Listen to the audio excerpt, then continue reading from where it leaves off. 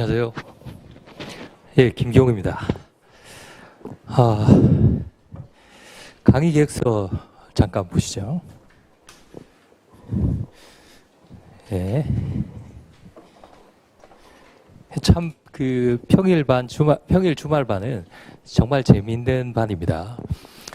이제, 지금 에어컨이 나오죠.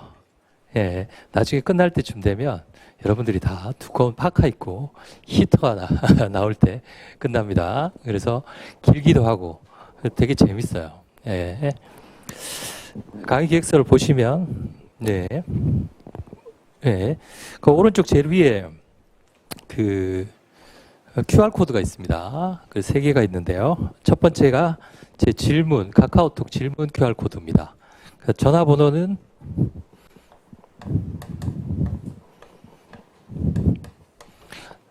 예. 이 전화번호, 제 개인 전화가 아니고요. 제 카카오톡 질문 전용 전화입니다. 전화를 하시면 안 되고요. 카카오톡만 하시면 됩니다. 가끔씩 새벽에 받나 안 받나 해가지고 전화하시는 분이 있는데 안 받습니다. 예. 그래서, 이쪽으로 질문하시면 되겠고요. 질문이 꽤 많이 옵니다. 예. 지금은, 종전까지는 이제 원래 시험 보셨던 분들 피드백 질문이 많이 왔고요. 이제 앞으로는 이제 새로 시작하시는 분들 질문이 많이 오겠죠. 예. 그래서 질문하시면 되겠고요. 그러니까 제가 질문은, 다음 날 제가 총괄해서 보기 때문에 공부하시다가 일단, 올려놓으세요. 상관없습니다. 시간에 상관없고요. 올려놓으시면 제가 이틀 안에 보내드립니다. 당장은 좀 보내드리기 어렵고요. 질문이 많이 올 때는 하루에 100개씩 옵니다. 그래서 이틀 내지 3일 정도 안에 보내드리니까요. 그 다음에 두 번째는 오픈 카톡방입니다. 예, 이거는 이제 전달할 사항 또는 새로운 사항 이런 거 나왔을 때 그래서 이건 검색하시면 돼요. 제 이름으로 검색하시거나 행정쟁송법으로 검색하시면 지금 이미 200명 정도가 들어와 있습니다. 그러니까 작년에 공부하셨던 분들이 아니라 여러분들보다 일찍 공부하셨던 분들, 동차반 들으셨던 분들이 지금 벌써 한 100여 명 들어와 있어요. 그래서 여기 통해 가지고 제가 파일이나 아니면 공지사항 이런 것들을 올려드릴 겁니다. 지금 시작한 건 내년에 시험 끝날 때까지 계속 갑니다. 아시겠죠? 그래서 지금 검색해 보시면 한 300명 들어와 있는 오픈 카톡방이 있을 거예요. 한 500~600명 있었는데 지금 이제 시험 보시고 나서 나가셨어요. 그분들은. 그렇지만 300명 정도 남아 있는데 그분들한테는 제가 끝까지 시험 전전날까지 주의사항 같은 거 계속 올려드립니다. 그러니까 필요하시면 가입해 계셨다가 그리고 개인적인 건 그쪽에다 올리시면 안 돼요. 왜냐하면 그건 제 개인적인 것이 아니라 저만 쓸 수 있습니다. 왜냐하면 거기 논쟁하시는 분들이 있는데 논쟁하면 너무 많아지잖아요. 그렇죠? 그래서 논쟁하시면 제가 하지 말라고 논쟁은 따로 하시고 딴 데 가서 하시고 여기는 제가 올려드릴 것만 올려드린다. 그래서 지금 이제 마지막 하나 남았어요.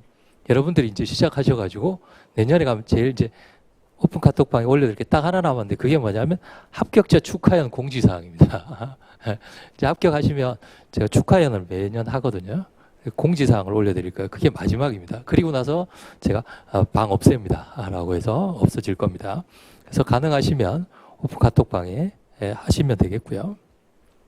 이 오픈 카톡방에 질문이 이번에 시험 임박해가지고 질문이 많이 오는 질문이 있었어요.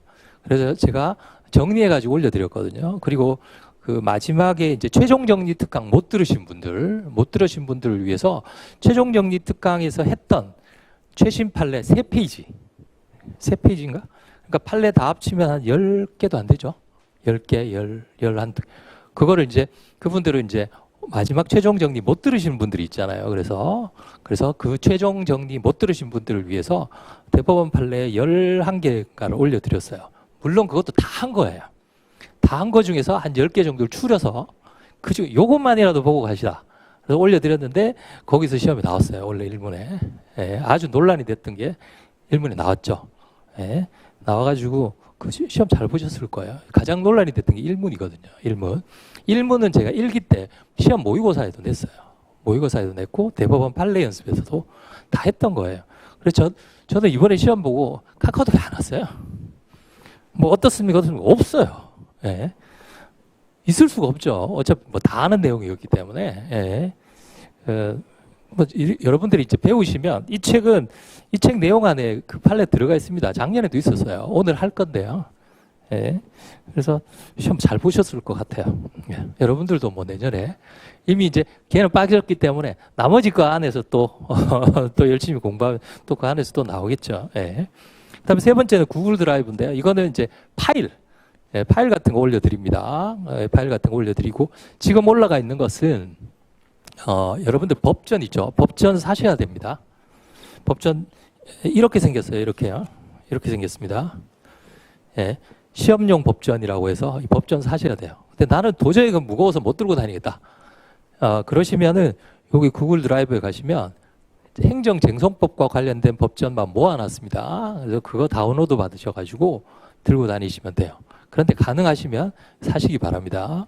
이건 물론 올해 나온 거는 내년에 심판이 나오겠지만 내년에 심판이 나올 때까지는 못 기다려요. 그러니까 가능하시면 이 법전 왜냐면 다른 과목 공부할 때도 필요하시잖아요. 법전. 그래서 지금 무거우시더라도 법전은 꼭 사셔야 됩니다. 이거는. 네.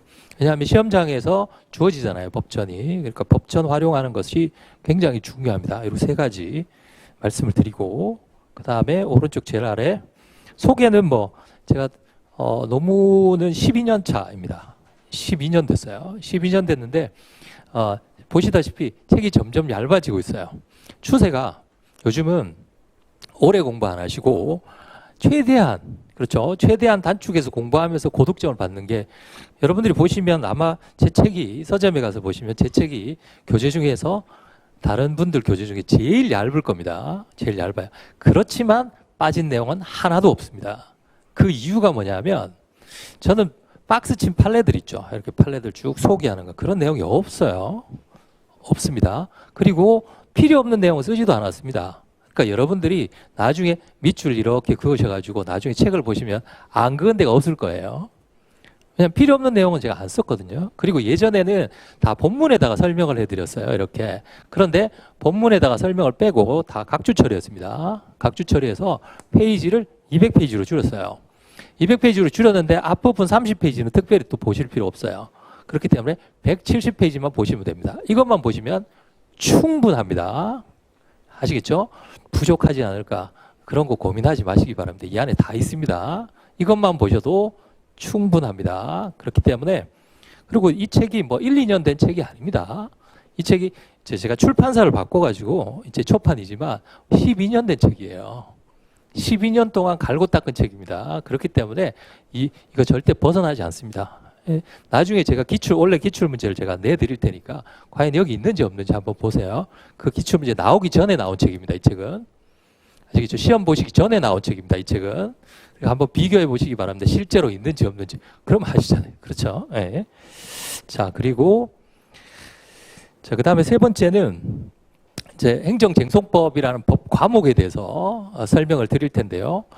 자, 거기 그 3페이지에 보시면 3페이지에 강의 준비라고 되어 있는데요. 인문특강을 반드시 수강하시라 라고 되어 있습니다. 안 듣고 오신 분 손 들어보세요. 솔직하게 괜찮습니다. 네. 반드시 이번 주에 들으셔야 됩니다. 오늘도 들으셨다는 걸 전제로 해서 설명드립니다. 제가 그 인문특강 할 때, 소개할 때 제가 반드시 이거 듣고 오시라 그랬죠. 꼭 들으셔야 됩니다. 아시겠죠? 꼭 듣고 오셔야 됩니다. 오늘은 그래도 조금 첫 시간이니까 조금 부드럽게 설명드릴 텐데 다음 시간은 인문특강을 무조건 듣고 이해하셨다는 걸 전제로 한 번 듣고 이해 안 되시면 또 들으세요. 자꾸. 아시겠죠? 무료이기 때문에 계속 들으시면 됩니다. 만약에 그 특정한 부분이 이해가 안 되시면 들었다는 걸 전제로 합니다. 그 인문특강은 뭐냐면 이 책에 한번 보세요. 이 책에 28페이지까지. 이 책은 부가 3가지입니다. 부가 3가지인데 28페이지까지가 행정법 총론이고요. 그 다음에 행정쟁송법이에요. 행정쟁송법이 우리 시험 범위잖아요. 그렇죠? 우리 시험 범위는 이겁니다. 정확하게 얘기하면 170페이지예요. 그럼 이 앞에 있는 30페이지는 뭔가? 이 앞에 있는 30페이지는 이 170페이지를 이해하기 위한 기초 개념입니다. 그러니까 이걸 잘 이해하시면 이걸 이해하시는데 굉장히 수월해요. 아시겠죠? 꼭 들으시기 바랍니다. 이거 제가 5시간 동안 열심히 강의, 4시간 반인가? 열심히 강의한 거기 때문에 꼭 듣고 오시기 바랍니다. 그래야 이거 이해하기가 쉽습니다. 아시겠죠? 이거 정확하게 얘기하면 우리 시험 범위는 이거예요. 그런데 여기 보시면 행정쟁송법도 안에 한 페이지 넘겨볼까요? 파트 1, 파트 2라고 되어 있습니다. 파트 1이 행정심판법이고 파트 2가 거기 보시면 뒤에 파트 2가 69페이지 정도의 행정소송법이라고 되어 있죠. 찾으셨나요? 파트가 2가지입니다. 왼쪽 하나, 오른쪽 하나. 그러면 중요한 건 뭐냐 하면 행정소송법이에요. 소송법이 훨씬 많죠. 소송법이 약 130페이지, 심판법이 약 50페이지 됩니다. 중요도는 20%, 심판법이 20% 내지는 15%, 그 다음에 소송법이 나머지 80% 이 정도 됩니다. 아시겠죠? 뭐가 중요하다? 소송법이 중요합니다. 소송법이 중요해. 그래서 우리는 소송법을 먼저 합니다. 소송법을 먼저 해요. 자, 그러면 순서가 어떻게 되느냐 하면 첫 번째, 앞에 있는 행정법 총론은 안 합니다. 안 하고 제가 수업 시간에 간단히 필요한 것만 정리해요. 왜냐하면 앞에 있는 30페이지는 기본개념 특강, 인문 특강 때 다 했기 때문에 이건 안 해요. 근데 수업 시간에 필요한 것만 살짝 봅니다. 제가 예전에는 이 행정법 총론을 많이 했어요. 많이 하니까 많은 분들이 혼돈스러워요. 이것도 시험 과목인가, 시험 범위인가. 그래서 정확하게 나누기 위해서 시험에 안 나오는 것들은 아예 뺐어요. 그래서 기초 개념 다 앞부분으로 몰아놨습니다. 아시겠죠? 그럼 어디서부터 하느냐? 오늘은 행정소송법부터 합니다. 아시겠죠? 행정소송법 다 하고 그 다음에 끝나고 나서 행정심판법 할 거예요. 아시겠죠? 왜냐하면 중요한 거 먼저 하고. 왜냐하면 소송법과 심판법이 많이 겹칩니다. 그럼 심판법하고 소송법은 무슨 관계가 있는가? 그건 제가 조금 이따가 설명해 드릴게요. 아시겠죠? 일단 중요도를 잡고 가야 됩니다. 중요도를 잡고. 아시겠죠? 자, 우리 과목은 행정쟁송법입니다. 쟁송법. 행정쟁송법은 조금 이따가 설명드리겠습니다만 이렇게 큰 행정법이란 테두리 안에 큰 행정법이 있어요. 행정법이 있으면 행정법의 한 부분입니다. 한 부분. 제가 인문특강 시간에 말씀드렸죠. 행정법. 행정법은 법이죠. 그럼 행정법은 검색하면 여러분들 검색하시려면 법제처. 컴퓨터로는 법제처고요. 핸드폰이나 태블릿 PC로는 대한민국 법령정보라는 앱이 있습니다. 그걸로 검색하시면 판례도 나오고 법조문도 나와요. 그러면 거기 들어가셔서 행정법 이렇게 딱 치시면 검색 결과가 없습니다. 이렇게 나옵니다. 민법 나오죠. 노동조합법 치면 나와요. 근데 행정법은 없습니다. 그 이유가 뭐냐면 행정법은 한 법이 아니에요. 한 법이 아니고 국가, 기본개념 특강 시간을 배우셨죠? 국가 또는 행정 주체하고 나 같은 사람의 관계를 규율하는 모든 법의 합입니다. 모든 법의 합. 몇 개냐 하면 1000개 정도 됩니다. 아시겠죠? 1000개. 1000개. 이 1000개예요, 1000개. 1000개 중에서 우리는 뭘 공부한다? 행정쟁송법을 공부합니다. 그럼 행정쟁송법을 한번 쳐봅시다. 안 나와요. 행정쟁송법도 단일한 법 개념이 아닙니다. 행정쟁송법은 뭐하고 뭐예요? 합이라고 그랬어요. 행정심판법하고 행정소송법하고 이 두 가지라 그랬죠? 얘들은 나와요. 자, 그럼 시험 범위는 1000개 중에 몇 개다? 1000개 중에 2개입니다. 2개. 아이, 그러면 선생님, 이 거저먹는 거 아닙니까? 근데 중요한 거는 이 주변에 있는 얘들 좀 알아야 됩니다. 얘들을 알아야지만 얘를 이해할 수가 있어요. 아시겠죠? 그래서 이 기초 개념을 제가 차근차근히 설명을 해드립니다. 궁극적으로 우리 시험에는 이 법과 이 법, 이렇게 두 가지가 나옵니다. 아시겠죠? 그 중에서 이게 중요하다고요. 행정소송법. 그래서 제가 기본개념 시간에도 행정소송법을 나누어 드렸죠. 행정소송법을. 그래서 시험을 많이 보신 분들은 이게 시험장용 법전하고 똑같거든요. 똑같습니다. 시험을 많이 보신 분들은 이 법전의 행정소송법 페이지를 외우고 있어요. 이해가 되시나요? 시험장에 찾아야 될 거 아닙니까? 이해가 되시죠? 그래서 행정소송법 하면 착 피면 행정소송법이 딱 나와요.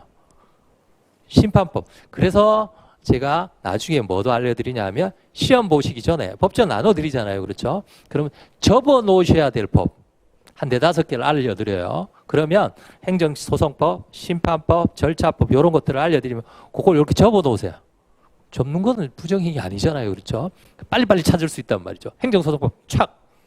아시겠죠? 그래서 제일 중요한 법이 뭐다? 행정소송법입니다. 아시겠죠? 행정소송법. 행정소송이 뭔지 그거는 제가 또 설명을 해드리겠습니다.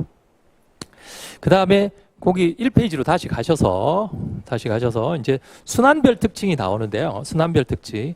이거는 각 순환별로 우리가 뭘 공부할지는 각 순환에 따라서 전체적으로 알아두시면 되겠습니다. 그래서 전체적으로 보면 시작은 인문특강. 아시겠죠? 인문특강에서 하고 그 다음에 연기, 1기, 2기, 3기. 그 다음에 끝나고 나서 최종 정리 특강 있고 마무리 마지막으로 하는 시험 보는 거 있어요. 그래서 이렇게 전체적으로 구성이 되어 있습니다. 우리는 뭐 저 마무리까지 3기에 뭐 할 것인지 이런 거 너무 복잡하게 생각하지 말고요. 연기에서 중요한 것은 이 책을 잘 이해하는 거. 그리고 제가 암기하세요라고 하는 거 암기하시고 두 문자 만들어 드리면 두 문자 암기하시고 그것만 하면 됩니다. 아시겠죠? 그럼 선생님 언제 저 사례 공부는 언제부터 해야 되나요? 사례랑 같이 하면 되나요? 사례라는 게 뭡니까? 사례라는 것은 기출 문제하고 똑같은 거예요. 예? 이제 갓난아이가 서지도 못하는데 선생님 어떻게 뛰면 됩니까? 이렇게 물어보는 거예요. 아시겠죠? 사례 문제는 천천히 하셔도 됩니다. 아시겠죠? 사례 문제는 언제부터 접하는가? 1기부터 접하면 됩니다. 그런데 연기 때도 시험은 봅니다. 연기 때 시험은 2번 볼 거예요. 연기 때 2번. 그럼 선생님 시험을 본 적도 없는데 시험을 어떻게 봅니까? 제가 시험 보는 방법 특강을 수업 시간에 해드려요. 한 30분 내지 40분 정도 해드리고 그다음에 시험을 보시고 지금 채점은 어떻게 할지 지금 아직 정하지는 않았습니다. 아직 우리가 시간적인 여유가 있기 때문에 그래서 제가 가능하면 시간 여유가 되면 제가 채점을 해드리겠습니다. 점수를 부여한다는 것이 아니라 지금 연기 때는요. 내가 몇 점 받았다. 뭐 여기에서 내가 몇 등 했다. 그게 중요한 게 아니에요. 여러분들 나중에 내년에 가셔서 2기, 3기 다 하시고 시험 보시잖아요. 그렇죠? 진정한 경쟁자는 여러분들 옆에도 있지만 숨은 고수들은 어디 있습니까? 숨은 고수들은 원래 시험 보고 내년에도 시험 또 볼 사람. 그분들이 고수예요. 그분들하고 경쟁해가지고 우리가 이겨야 된단 말이죠. 이해가 되시나요? 지금 여기서 내가 제일 잘했다. 그거 의미가 없습니다. 중요한 것은 항상 제가 말씀드립니다. 3기 중반에 가서 이겨야 돼요. 또는 대등한 정도의 실력을 유지해야 됩니다. 3기 중반. 그래서 여러분들이 1기에 가시면 원래 시험 보셔서 떨어지신 분들 있죠. 그분들이 1기부터 들어야지. 1기 들어오시는 분들이 있어요. 예, 모의고사 같이 보시잖아요. 그럼 완전 좌절합니다. 본인이 쓴 거에 한 3배 써요. 당연하죠. 그거는 1년, 2년씩 더 공부하셨기 때문에 그렇습니다. 아시겠죠? 좌절하시지 마시고. 그래서 지금은 중요한 건 답안에서 중요한 건 뭐냐면 답안의 형식. 아시겠죠? 형식. 어떻게 답안을 구성하고 어떻게 문제를 읽고 이게 진짜 중요해요. 제가 늘 문제를 빨리 읽는 방법 이런 걸 설명을 해드려요. 그래서 원래 완전히 맞았잖아요. 문제가 엄청 길었죠. 읽다가 지쳐버린단 말이죠. 읽다가 지치는 이유가 뭡니까? 소설책처럼 읽기 때문에 지치는 거예요. 중요한 것은 그 답안지에 우리가 답안을 쓰는데 필요한 게 그 답안지에 들어가 있습니다. 그 5가지 요소를 찾아내면 그건 문제가 아무리 길어도 그 5가지 요소 안에서 문제 해결할 수 있어요.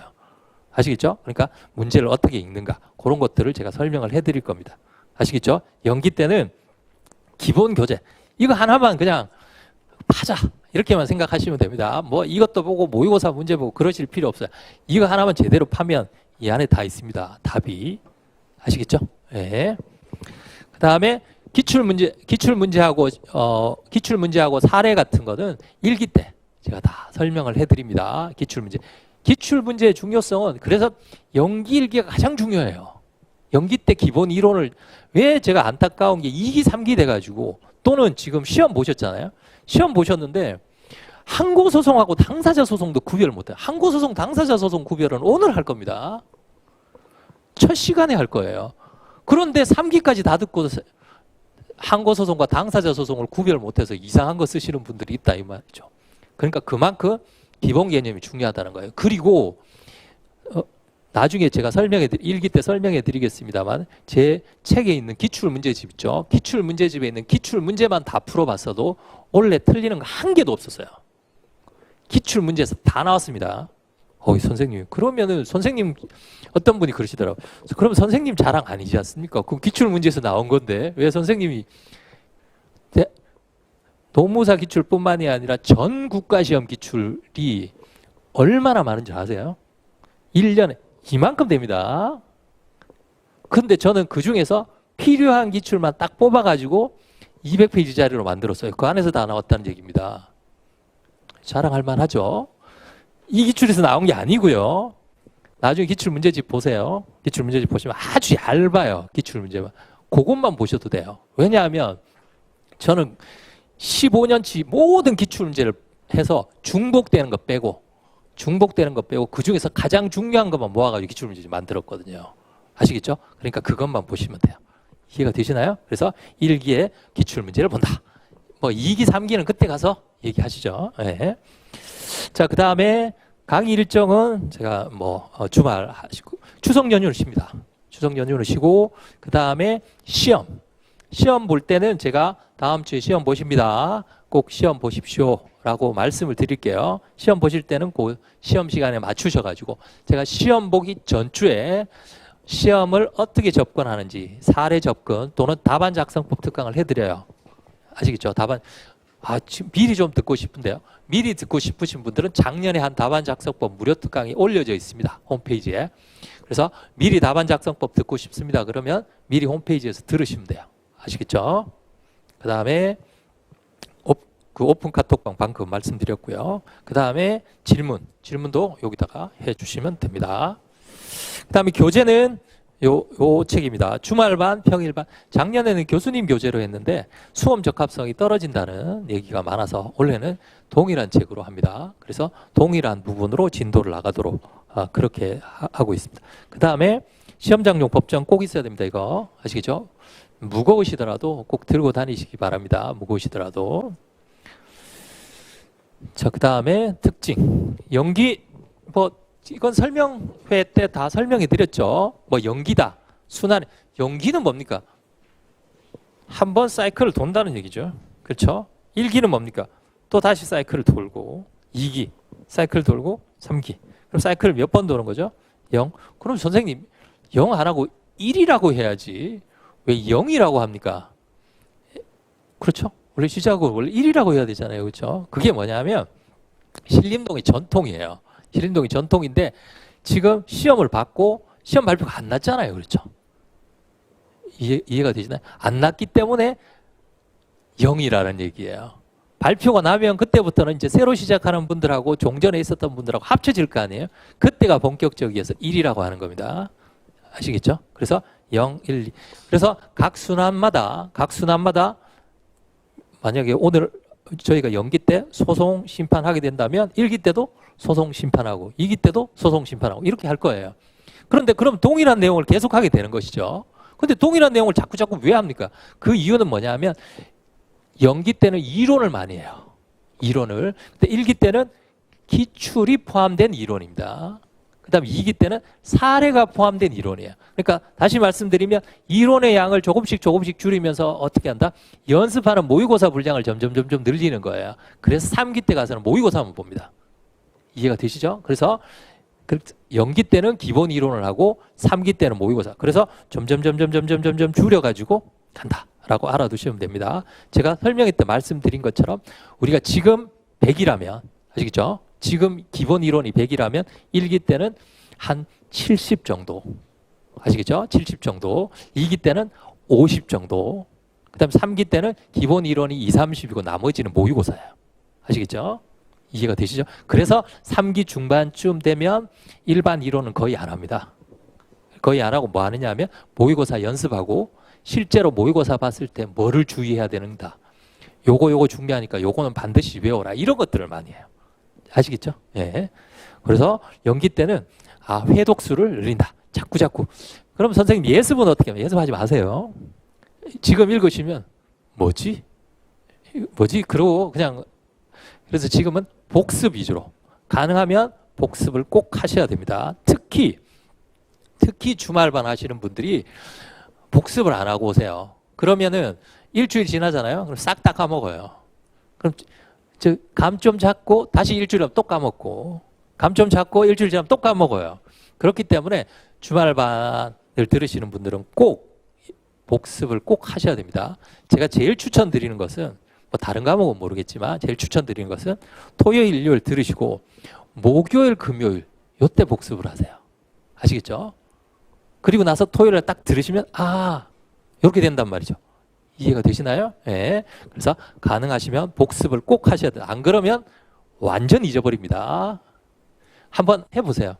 복습 오늘 들으시고 복습 하나도 안 하고 다음 주에 책 가지고 한번 와보세요. 뭐지? 밑줄만 그어져 있을 거예요. 아시겠죠? 그렇게 하시면 안 되고요. 복습을 꼭 하시기 바랍니다. 자, 그 다음에 기본 강의 목표는 기본 이론이죠. 그 다음에 기초 개념. 그 다음에 예를 들면 조문을 보는 방법. 이런 것들을 하나하나씩 다 가르쳐 드립니다. 예. 그 다음에 기출문제 모의고사도 답안 쓰기. 그러니까 본인이 예를 들어서 10분에 한 몇 줄 정도를 쓰는지 이런 것들을 지금 연습을 하는 거죠. 연습을 하셔서 근데 제가 푸시를 엄청 합니다. 연기 때는 안 하고요. 연기 때는 조금 하고요. 1기, 2기, 3기 되면 엄청 푸시를 해요. 그래서 막 선생님 이거 어떻게 적으라는 겁니까? 예, 최종 모의고사 때도 제가 한 100점인데요. 원래 140점 분량으로 냈어요. 그래서 제가 최종 모의고사 끝나고 나서 Q&A 하러 왔는데 표정이 안 좋아요. 저를 보는 이걸 나보고 지금 다 적으라는 거야? 그런 표정이셨어요. 그런데 원래 시험장에 시험 문제가 엄청 길었거든요. 근데 끄떡없잖아요. 그렇죠? 하도 연습을 했기 때문에 전혀 문제가 없습니다. 그래서 제가 작년에도 말씀드렸거든요. 분명히 시험 문제 어렵게 나온다. 내년엔 더 어렵게 나올 겁니다. 올해보다. 더 어렵게 나와요. 어쩔 수 없어요. 이거는 난이도는 한번 올라가면 밑으로 안 내려갑니다. 아시겠죠? 그래서 그렇게 좀 힘드시더라도 따라오셔야 돼요. 그 다음에 특징은 수험 적합성, 적중률 이런 것들이 있고요. 예. 그 다음에 강의 교재는 전면 개정판입니다. 전면 개정판이고 여기 12년 된 책입니다. 그래서 특징은 첫 번째 특징은 제가 말씀드렸다시피 필요한 내용을 제외하고는 전부 각주 처리했어요. 자 보세요. 각주에 대해서 미리 말씀드릴게요. 각주는 연기 때만 읽으시면 돼요. 또는 일기 때만. 한번 읽으시고 다음에는 안 보셔도 됩니다. 아시겠죠? 다음에는 본문만 읽으세요. 각주는 주로 설명, 예시 이런 겁니다. 설명과 예시예요. 그렇기 때문에 다음에는 각주 읽지 마세요. 각주는 연기 때 또는 일기 때 정도. 아시겠죠? 연기 때만 읽으시면 됩니다. 다음에는 본문만 읽으시면 돼요. 아시겠죠? 본문 읽으셨는데 좀 이해가 안 된다. 그럴 때는 각주를 보시기 바랍니다. 이해가 되시죠? 그러니까 자꾸 위에 보고 아래 보고 힘드시잖아요. 그러니까 지금은 연기 때는 촘촘하게 공부를 해야 되기 때문에 지금 각주를 보시고 다음에는 각주를 보지 않으신다. 그래서 그걸 전제로 해서 다 각주로 만든 거예요. 이제 아시겠죠? 예. 예전에는 얘들이 괄호 안에 있었어요. 본문 안에. 본문 안에 괄호 안에 있다 보니까 많은 분들이 처음에는 좋은데 자꾸 맥이 끊긴다라고 하셔가지고 다 각주 처리한 겁니다. 아시겠죠? 예. 그 다음에 두 번째 200페이지 내용 압축 정리를 했고요. 따라서 요거는 하셔야죠. 예? 시험 합격하시는데 170페이지는 하셔야죠. 예? 어떤 분이 선생님 뭘 빼면 안 됩니까? 라고 하셨는데 170페이지에 뭘 빼시려고요? 예? 요건 하셔야 됩니다. 예? 그 다음에 이번에는 행정법 총론 부분 앞부분을 과감하게 줄였어요. 과감하게 줄여서 요거는 기초 내용만 요거는 인문특강 시간에 다 해드렸습니다. 예? 그러니까 인문특강 요 책 앞부분 아까 말씀드렸죠. 첫 번째 파트 그건 인문특강 시간에 다 했어요. 그렇기 때문에 꼭 들으시기 바랍니다. 그 다음에 네 번째는 출제 경향과 그래서 기출 표시를 다 해놨어요. 기출 표시. 근데 요 책이 나왔을 때, 요 책이 제가 원고가 끝났을 때는 그러니까 원래 시험 자체가 순서가 이렇게 되어 있습니다. 제일 먼저 보는 게 변호사 시험이에요. 연초에 봅니다. 그 다음에 입법고시 보고 행정고시 보고 그 다음에 저희 시험 보고 이렇게 돼 있어요. 그래서 근데 저희 시험 보기 전에 이 원고가 끝났기 때문에 저희 시험 기출 표시는 안 들어가 있어요. 근데 원래 나와 있는 세 가지 다 들어가 있습니다. 원래 기출 표시는 제가 설명을 해드릴게요. 수업 시간에. 네. 그 다음에 쟁점의 중요도 표시했는데요. 반드시 별표 3개는 반드시 외우셔야 됩니다. 그러니까 지금은 선생님 어느 정도 암기를 해야 되나요? 지금은 암기하실 필요 없고요. 지금은 제가 암기하시라는 것만 암기하세요. 두 문자 만들어 드리면 두 문자, 그 다음에 목차 외우세요 하면 목차, 판례 문구 외우세요 하면 판례 문구, 요것만 암기하시면 됩니다. 아시겠죠? 그래서 제가 목차를 적어 드리면 그 목차만 암기하시면 돼요. 암기량은 처음에 한꺼번에 다 암기하시려고 그러면 부담이 너무 커집니다. 부담이 너무 커지기 때문에 암기를 요번에 요만큼 하고 그 다음에 조금씩 늘리는 거예요. 아시겠죠? 판례도. 판례 이렇게 던져주고 이게 다 외우세요. 못 외웁니다. 그거. 저도 다 못 외워요. 근데 판례가 딱 있으면 그쪽에서 요거는 외우세요 하면 그것만 외우시라고요. 이제 아시겠죠? 그래서 1기 가면 제가 이제 연기 때는 책만 하지만 1기 가면 기출문제집도 하고 판례 연습 자료를 내드려요. 판례 연습은 판례를 또 어떻게 보는가 또 설명을 해드립니다. 판례를. 그 판례에서도 시험에 많이 나왔어요. 네. 자, 그래서 별표 3개는 꼭 별표 3개에서 반드시 50% 이상 나옵니다. 반드시 50% 이상 나와요. 별표 3개에서.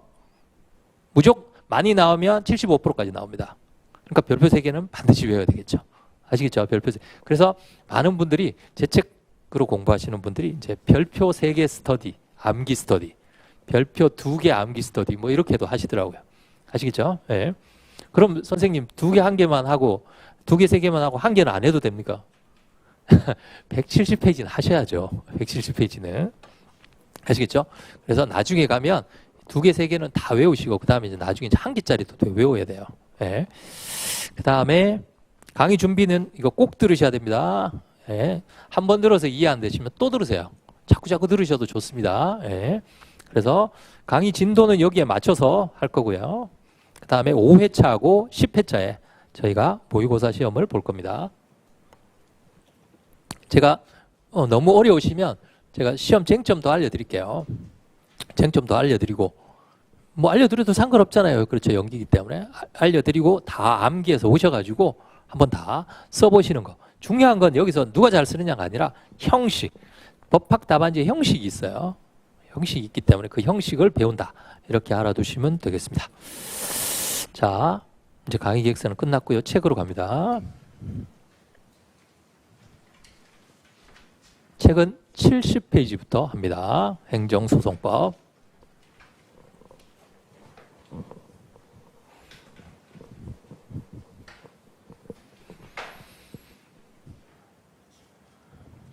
자, 찾으셨나요? 70페이지. 무엇과 무엇을 합친 게 행정쟁송이라고 그랬어요? 행정, 심판과 행정, 소송을 합친 게 행정쟁송법이다 라고 했습니다. 그럼 행정, 심판은 뭔가? 그리고 행정, 소송은 뭔가? 물론 기본 개념 시간에 설명해 드렸지만 다시 한 번 더 설명해 드릴게요. 자, 행정소송의 의의부터 보겠습니다.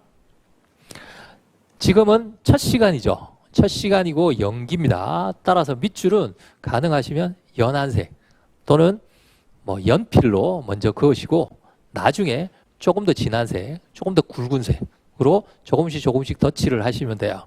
지금 밑줄 다 볼펜으로 다 그으시면 처음부터 끝까지 다 그어야 됩니다. 아시겠죠? 그러니까 지금은 연한색으로 그으시면 되겠어요. 자, 한번 읽어보겠습니다. 행정소송이란 행정법상의 법률 관계에 관한 분쟁으로 권리를 침해받은 자가 소송을 제기해서, 자, 소송을 제기해서 누가 심리한다? 법원이 이를 심리 판단하는 절차를 말한다 라고 되어 있습니다. 법원이 심리 판단하는 절차. 자, 그러면 행정소송의 상위 개념이 행정쟁송이라고 그랬잖아요. 그렇죠? 자, 30페이지 한번 보겠습니다. 페이지는 없지만 28페이지 한번 펴보세요. 펴보시면 제2부 행정쟁송법 찾으셨나요? 행정쟁송법. 그 행정쟁송법 뒤에 한번 보세요. 뒷페이지에 보시면 행정쟁송이란 행정법 관계에서 법관계, 법률관계 무슨 관계예요? 법률관계. 법률관계는 무슨 관계라고 그랬죠? 권리 의무 관계. 그러니까 기본 개념에 배운 게 바로 나오잖아요. 그렇죠? 위법. 위법이 뭐예요? 법 위반 했잖아요. 그렇죠? 그러니까 기본 개념을 들으셔야 된다. 위법은 법 위반에만. 행정작용으로 권리나 이익을 침해당한 자가 일정한 국가기관에 자 행정청이 갑이라는 사람에게 우리 같은 갑이라는 사람을 뭐라고 부른다? 사인이라고 부른다 그랬죠. 자 우리 같은 사람에게 행정작용을 합니다. 행정작용. 권력작용도 있고 비권력작용도 있고 배우셨죠? 권력. 제일 대표적인 게 뭐라 그랬어요? 행정.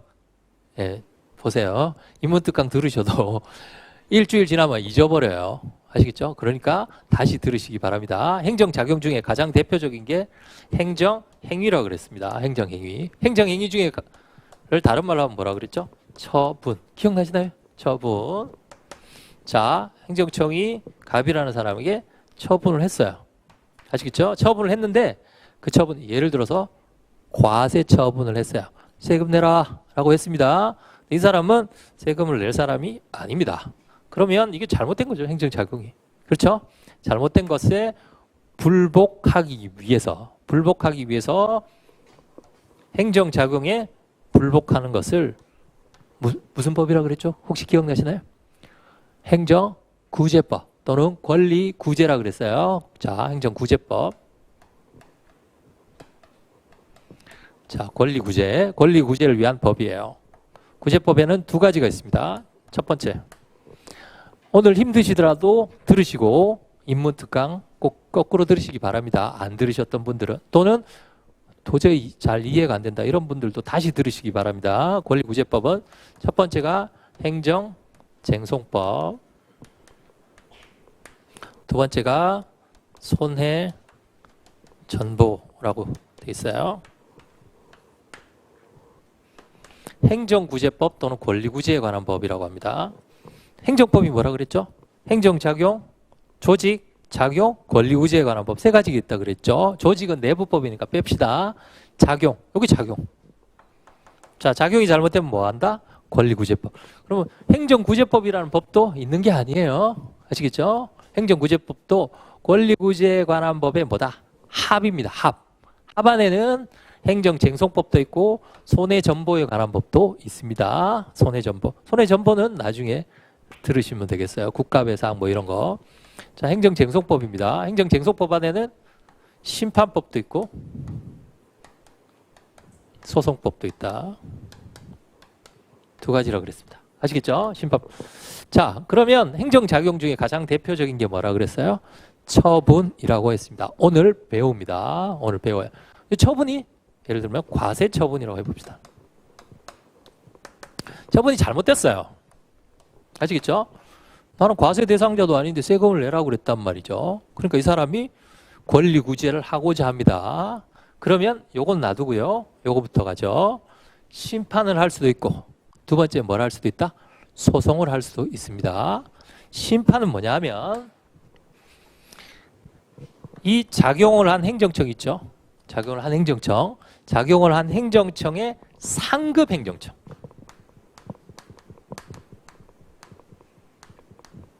상급 행정. 요 행정청의 형 아시겠죠? 상급 행정청 소속 행정심판위원회라고 합니다. 상급 행정청의 행정심판위원회가 있어요. 예를 들어서 관악구청장님이 처분을 했어요. 관악구청장님이. 그럼 관악구청장님의 처분에 대해서 불복을 하고자 한다면 관악구청장님의 상급기관에 해야 된단 말이죠. 자, 관악구청의 상급기관은 어디냐면 서울특별시예요. 아시겠죠? 이해가 되시나요? 그럼 서울특별시 소속 무슨 위원회? 행정심판위원회. 나중에 네이버 검색을 한번 해보세요. 서울특별시 행정심판위원회 딱 나와요. 아시겠죠? 거기다가 심판을 청구를 합니다. 요게 바로 행정심판이에요. 아시겠죠?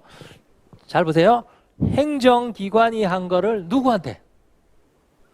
얘도 행정기관이에요. 아시겠죠? 행정기관이에요. 행정기관이 한 걸 누구한테? 형한테 이르는 거예요. 아시겠죠? 행정기관이 한 걸. 따라서 행정심판은 내부적인 통제입니다. 나중에 중요해요. 내부적인 통제.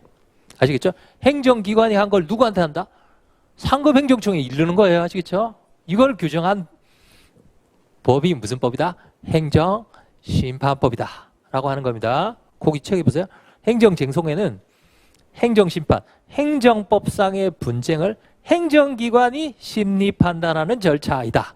행정기관, 행정기관. 아시겠죠? 행정기관, 행정기관. 무슨 통제예요? 내부적인 통제.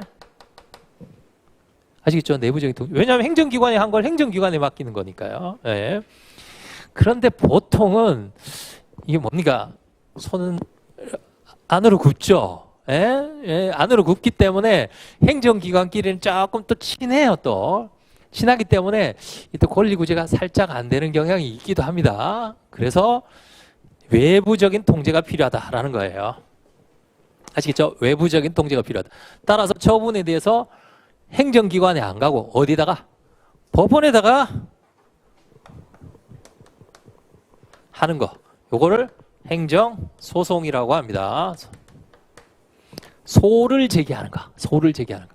자, 그러면 행정심판이 내부라면 소송은 뭐다? 외부적인 통제이겠죠. 그렇죠? 입법부, 사법부, 행정부. 우린 입법부, 사법부, 행정부 이렇게 알고 있지만 실질적으로는 그렇지가 않습니다. 이런 거예요. 입법부, 행정부, 사법부 이렇게 삼각관계예요. 자, 입법부는 뭐 하는 기관이에요? 법을 만드는 기관입니다. 아시겠죠? 사법부는 뭐 하는 기관이에요? 법에 따라서 재판을 하는 기관입니다. 법에 따라서. 행정부는 뭡니까? 법에 따라서 행정작용을 하는 거예요. 다 법에 따라서 하는 겁니다. 제일 중요한 건 법이에요. 그래서 입법부, 사법부, 행정부 이렇게 돼 있는 거예요. 아시겠죠? 따라서 삼권 분립입니까? 얘는 무슨 통제다? 외부적인 통제가 됩니다. 아시겠죠? 외부적인 통제. 내부, 외부. 자, 요걸 규율하는 법이 뭐다? 행정심판법. 요걸 규율하는 법이 뭐다? 행정소송법이다 말이죠. 아시겠죠? 그러면 법원에다 소송을 제기하면 결과가 나오겠죠? 이걸 뭐라고 합니까? 소송의 결과를 판결이라고 합니다. 판결. 아시겠죠? 판결. 그럼 심판을 제기해도 심판의 결과가 있겠죠? 이걸 뭐라고 부르냐? 재결이라고 부릅니다. 재결, 판결. 아시겠죠? 처분, 재결, 판결. 이해가 되시나요? 자, 그래서 원래는 그런 게 아닌데요. 제가 만든 겁니다. 제가 만든 거. 이제 재심사의 결과예요. 제가 만든 겁니다. 선생님, 재심사의 결과가. 자, 행정청이 이 사람에게 처분을 할 때 심사 한번 하겠죠? 저 사람이 과세 대상자인가 심사하겠죠? 첫 번째 심사, 두 번째 심사. 그래서 재결이에요. 제가 만든 겁니다. 아시겠죠? 재결. 재심사의 결과구나. 이렇게 알아두시면 됩니다. 재심사의 결과. 이해가 되시나요? 그게 나중에 다 관련이 되어 있습니다. 자, 심판, 소송. 이제 아시겠죠? 심판, 소송. 요거 두 가지입니다. 심판, 소송. 그게 이제 심판법이고, 심판법이 왜 양이 작은지 아시겠죠? 심판법이. 자, 우선 미리 말씀을 드릴게요. 심판과 소송은 상당히 유사합니다. 상당히 유사해요. 심판 절차와 소송 절차가. 따라서 소송법이 이렇게 있고 심판법이 이렇게 있으면 상당히 많은 부분이 겹칩니다. 심판과 소송이 겹쳐요. 뭐가 중요하다고 그랬어요? 소송이 중요하기 때문에 겹치는 부분은 무슨 법으로 나온다? 소송법으로 나옵니다.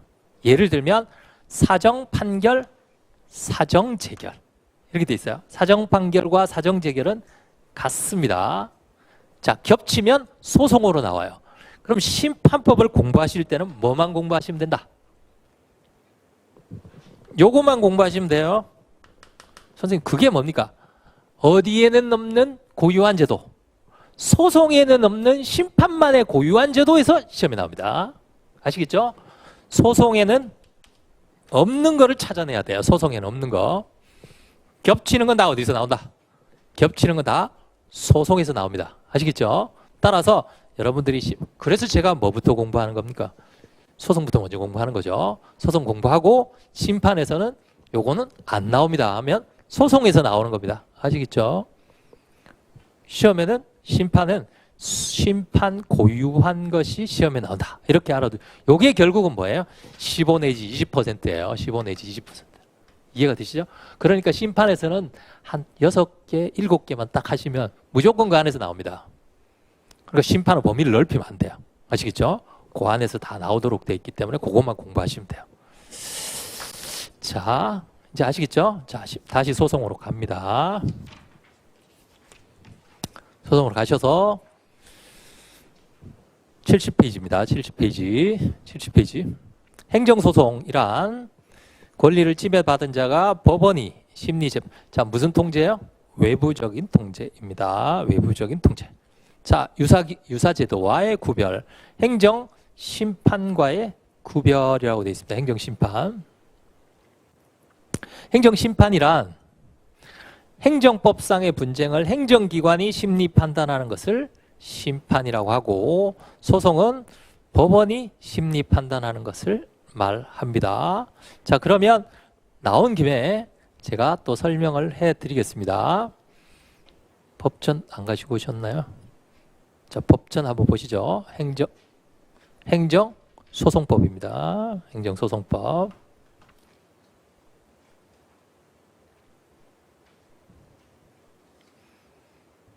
제가 기본 개념 시간에는 행정소송법 살짝 설명해 드렸죠. 네. 자, 행정소송법의 3조입니다. 3조. 찾으셨나요? 자, 행정소송법 3조. 아니시면 아까 제가 구글 드라이브 그거 찍으시면 거기 나와요. 네. 거기 행정소송법 보시면 됩니다. 자, 3조. 행정소송은 다음에 4가지로 구별한다 라고 되어 있습니다. 자, 1, 2, 3, 4.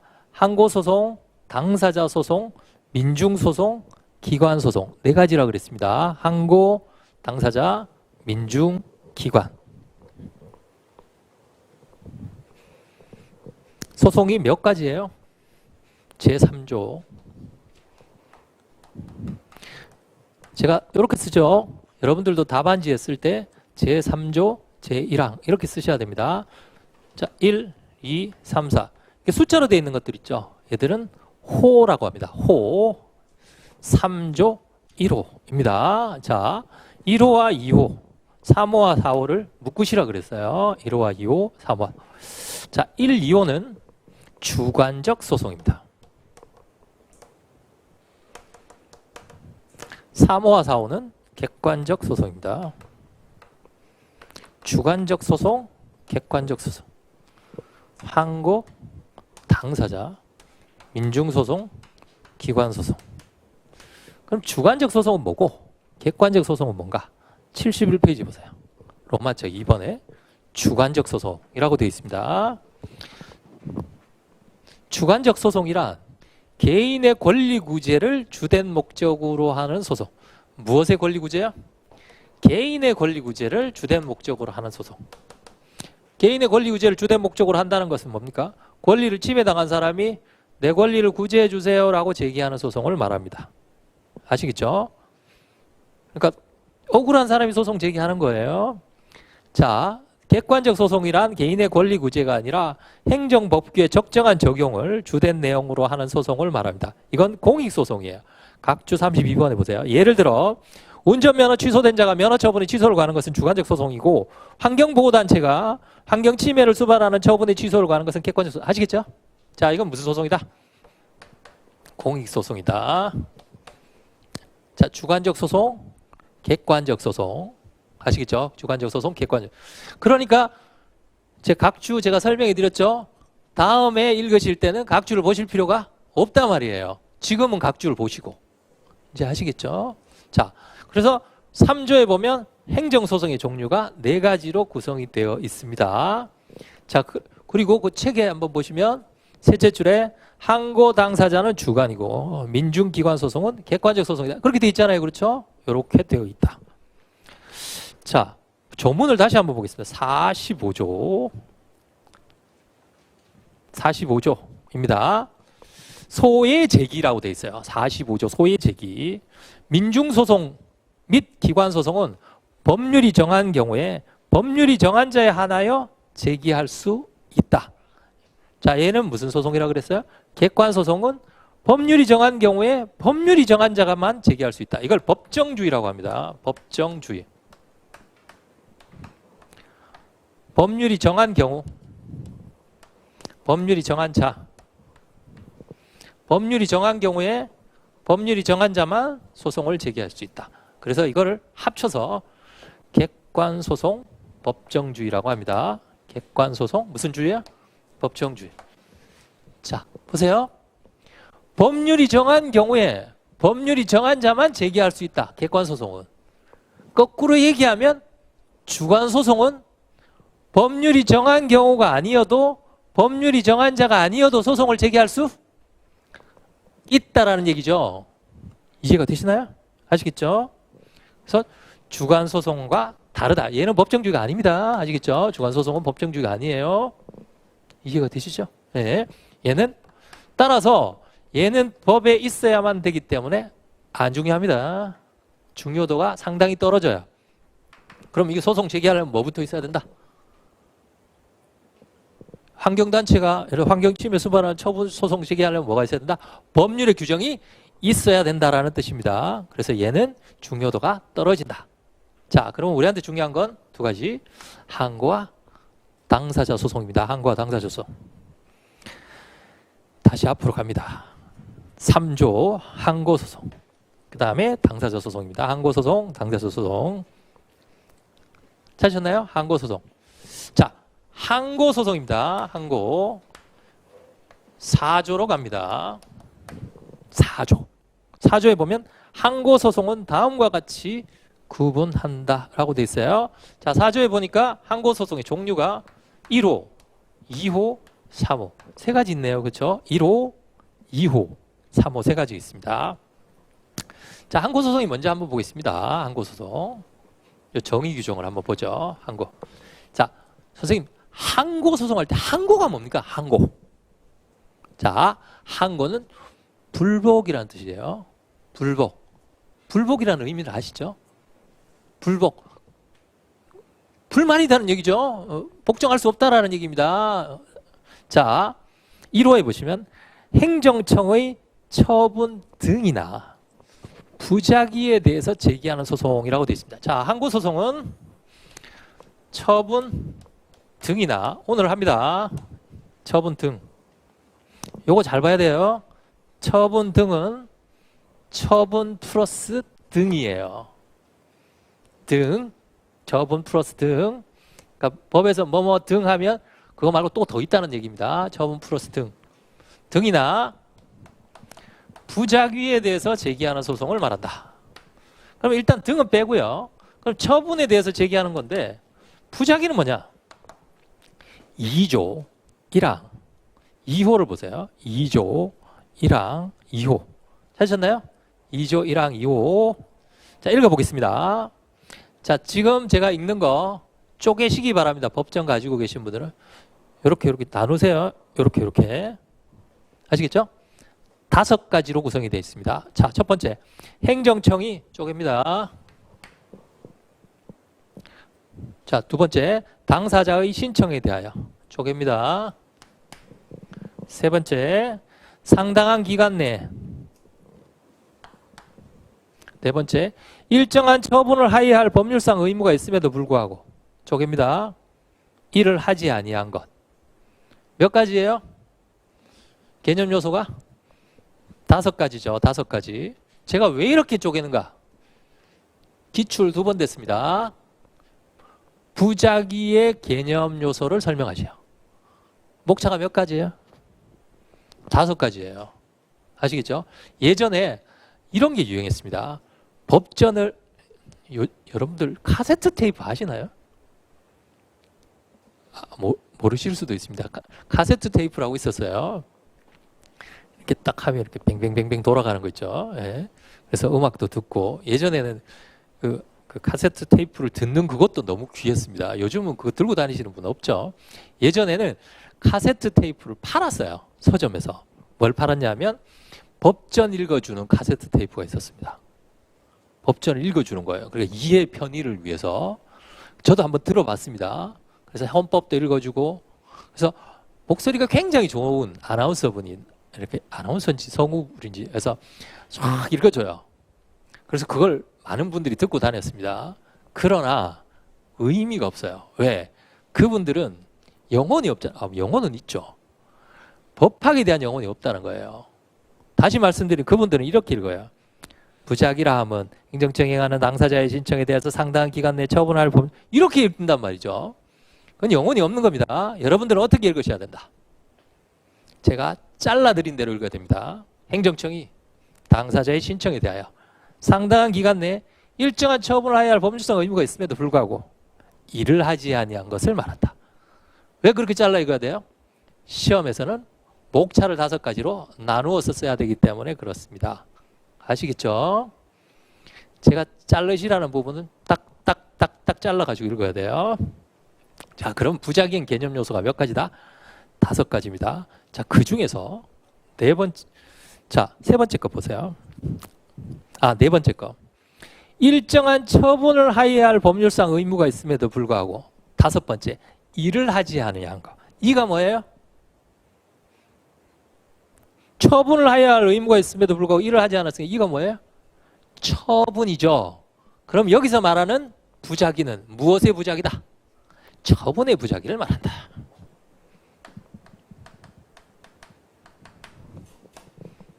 처분의 부작위를 말한다. 그러면 자 보세요. 그러면 항고소송의 대상은 뭐예요? 처분도 있고 처분을 안 해주는 것도 있단 말이죠. 안 해주는 거. 해주는 것도 있고 안 해주는 것도 있다는 얘기죠. 해주는 것도 있고 안 해주는 것도 있고. 그렇죠? 그럼 선생님 무슨 아닙니까? 해줘도 불만이고 안 해줘도 불만이면 그게 아니죠. 자, 처분은 2가지 종류가 있습니다. 괴로운 처분, 침익적 처분. 아시겠죠? 침익적 처분. 침익적 처분이 있고 2번째는 수익적 처분이 있습니다. 취믹, 수익 익숙하네요. 그렇죠? 수익은 수익적 처분을 했는데 너한테 보조금 준 난 보조금 취소 소송 제기할래. 이런 사람은 없죠. 그렇죠? 자, 수익적 처분은 어떤 경우에 문제가 되느냐 하면 사인이 수익적 처분을 신청했는데 뭐 할 때? 안 줄 때. 아시겠죠? 안 줄 때 문제가 되는 거예요. 수익적 처분에 안 주는 거, 수익적 처분을 안 해주는 건 2가지 종류가 있습니다. 첫 번째가 뭐냐면 미안하다, 너는 안 되겠다. 명시적으로 의사를 표시하는 거, 이걸 거부라고 합니다. 그래서 이걸 거부처분이다 이렇게 얘기합니다. 거부처분. 그렇죠? 저 커피 한잔 하실까요? 싫습니다. 커피 한잔 하실까요? 그냥 갔어요. 이렇게. 이건 뭡니까? 명시적인 의사도 표시하지 않은 거죠. 그냥 가만히 있는 거죠. 아시겠죠? 이걸 뭐라고 부른다? 부작위라고 부릅니다. 부작위. 거부와 부작위. 자, 모든 항고소송의 대상은 2가지예요. 첫 번째가 뭡니까? 침익적 처분을 하는 거. 혹시 기억나시나요? 취소소송의 4가지 유형 중에 1유형이 뭐였어요? 침익적 처분을 하는 거잖아요. 그렇죠? 요게 1이에요. 2유형은 뭐였죠? 수익적 처분을 신청했는데 뭐 하는 거? 거부하는 거. 아시겠죠? 요게 2유형이에요. 아시겠죠? 제가 유형론 꼭 알아두시라 그랬죠? 1, 2. 물론 3과 4도 있지만 3, 4는 일단 놔두고요. 1, 2만 알아둡시다. 1은 뭐예요? 침익적 처분을 하는 거. 2는 수익적 처분을 거부하거나 부작위하는 거. 아시겠죠? 자, 그러면 또 합니다. 항고소송의 중심 개념은 처분을 하거나 처분을 뭐 하거나 안 하거나. 아시겠죠? 자, 항고소송의 중심 개념은 뭐다? 처분입니다. 아시겠죠? 처분. 항고소송은 무엇에 대해서 제기하는 것이다? 처분에 대해서 또는 처분의 부작위에 대해서 제기하는 것이다. 이해가 되시죠? 항고소송의 중심 개념은 처분이다. 우리가 기본 개념 시간에 배웠죠. 행정행위 형식 중에 제일 중요한 게 뭐라 그랬어요? 행정행위라 그랬죠. 행정행위. 행정행위가 소송에 가면 뭐가 된다? 처분이 된다 그랬죠. 아시겠죠? 요거 이해가 되십니까? 자, 이렇게 되어 있다. 그 다음에 두 번째입니다. 당사자 소송. 당사자 소송, 당사자. 원래 산문에 나왔죠. 산문에 나왔습니다. 참 기본 개념 특강만 들어도 이거는 틀릴 수가 없는 거예요. 네. 제가 왜 그 말씀을 드리냐면 저한테 수업 들으셨던 분들이 선생님 산문에 왜 항고소송 아닙니까? 어떤 뭐 같이 시험 본 분이 항고소송이라고 하던데요. 그래서 항고소송 아니고 당사자 소송입니다. 걱정 안 하셔도 됩니다. 이렇게 보냈어요. 그분은 항고와 당사자 소송도 구별을 못하는 거죠. 연기도 안 들은 거예요. 그러니까 연기를 이해를 못하는 거예요. 아시겠죠? 자, 보세요. 당사자 소송이 어떻게 되어 있는지. 처분 등을 원인으로 하는 법률관계에 관한 소송. 잘라주세요. 처분 등을 원인으로 하는 법률관계. 등을 원인으로 하는 법률관계. 처분 등을, 얘가 원인이에요. 아시겠죠? 처분 등을 원인으로 하는 법률관계. 아시겠죠? 원인으로 법률관계. 이제 좀 어렵습니다. 표현이. 원인의 반대가 뭐예요? 결과죠. 어려우시면 처분 때문에 생긴 법률관계. 이렇게 생각하시면 돼요. 처분 때문에. 처분의 결과로 생긴 법률관계. 아시겠죠? 처분 때문에 생긴. 처분 등을 원인행위로 하는 법률관계라고 했으니까 원인의 반대는 결과잖아요. 그렇죠? 처분 때문에 생긴 법률관계예요. 자, 요게 1번이고 두 번째. 그 밖의 공법상 법률관계. 그 밖에. 법률관계에 관한 거예요. 자, 그 밖에. 여기 보세요. 제가 인문 특강 시간에 설명해 드렸죠. 처분도 있고 행정행위 형식은 몇 가지가 있어요? 입법, 계획, 행정행위. 두 번째, 한 칸 내려와서 공법상 계약, 사실행위, 그다음에 행정지도. 6가지라 그랬죠. 사법 형식 빼고. 그러면 요거 빼고 나머지 5개는 여기 들어가는 거죠. 나머지 5개. 아시겠죠? 나머지 5개. 처분으로 생긴 법률관계. 나머지 5개에서 생긴 법률관계. 이런 뜻입니다. 아시겠죠? 에 관한 소송이기 때문에. 그럼 여기서 핵심은 뭐냐? 이거예요. 소송의 대상은. 소송의 대상. 다시 말씀드리면 처분으로 생긴 법률관계 또는 나머지 행정작용으로 생긴 법률관계를 말합니다. 소송의 대상은. 이해가 되시나요? 자, 그럼 뭐 오늘은 요거까지예요. 항고소송은 처분, 당사자 소송은 무슨 관계? 법률관계. 요게 소송의 대상입니다. 법률관계. 선생님, 법률관계가 어떻게 소송의 대상이? 자, 법률관계가 뭐라 그랬죠? 제가 중요하다 그랬어요. 권리, 의무관계.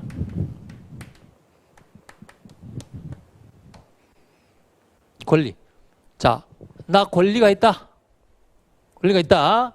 두 번째는 의무가, 저 의무가 있다. 사인은 의무가 있다라고는 안 하겠죠. 의무가 뭐하다? 없다. 이렇게 얘기를 하겠죠. 권리가 있다 또는 의무가 없다라고 주장하는 게 당사자 소송입니다. 아시겠죠? 당사자 소송. 원래 나중에 기출문제 보세요. 3문에 뭐라고 나오냐면 납부 의무 부존재 확인 소송이라고 해요.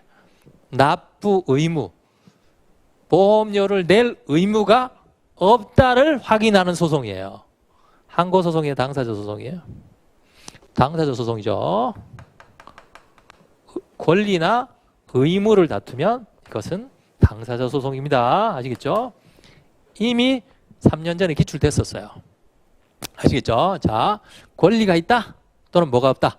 의무가 없다라는 겁니다. 권리가 있다 또는 의무가 없다. 권리가 있다 또는 의무가 없다. 아시겠죠?